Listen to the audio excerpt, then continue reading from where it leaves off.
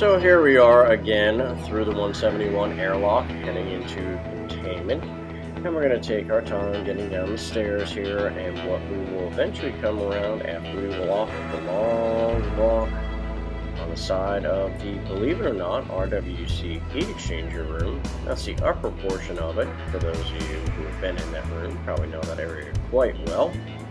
But we will eventually hit over to the north side of containment, where we will find unit coolers Charlie, 1 Bravo, 1 Alpha, in that order, on the 162 here.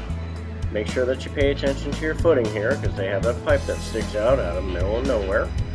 And then we will eventually wound up over at our rad monitoring system for our unit coolers. So again, we're hitting at containment 162 level, and we have looked at unit coolers 1 Charlie, 1 Alpha, and 1 Bravo. Continuing on, we will actually see them in a moment, just how big and how massive they are.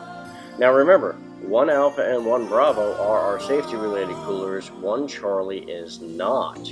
It must have been cold there in my shed. The next thing that we're going to come up on is, since we can't really go and see the intake, we're going to look at the filter, okay? We can't climb up on top of the building, see the missile structure to see where the intake is, and then we are eventually going to see our intake fans, fan 6 Alpha and Bravo, and some of our dampers that are associated with them here. And then after that, we're just going to take a look around at some random unit coolers, okay? Nothing special about any of these. These are just to give you an idea.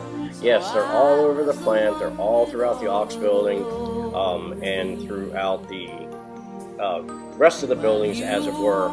But we're just picking out some ones here. We've looked at unit cooler 3, unit cooler 4. We eventually will get up to unit cooler 11, Alpha and Bravo. But remember, sometimes these are tagged out, sometimes these are protected items. Now we have our discharge fans, HVR fan 7 Alpha and Bravo with its associated dampers, so that way we can redirect air if we need to, eventually getting it over to the standby gas in the event of a loss of coolant accident. Now we're coming off of the 141 in the auxiliary building. As you can see, we bypass the protected area. That's good practice, good awareness when we're taking our video here. Being able to move up to, and we'll eventually walk across the dance floor. Remember that there is the water curtain. But as you can see, we have our pink signs, we have our ropes up on our unit coolers. So these things do get protected from time to time. And if you look up on that little balcony, right, that's where our fans 7 Alpha and Bravo are, our exhaust fans for the auxiliary building. As you can see here, we have new people taking pictures for me, and we're going to walk over to standby gas. That's our next thing. So let's take a look at this here.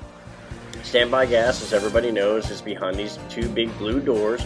Not a whole lot to see. It is nothing more than a filter train. We talked about those previously. It does have its own fire panel that's associated with it to make sure that it does stay working order, or if the charcoal catches on fire, that it will get put out. Remember, we do have 2 standby gas trains, 1 Alpha and Bravo, and they are used as needed for our casualty actions.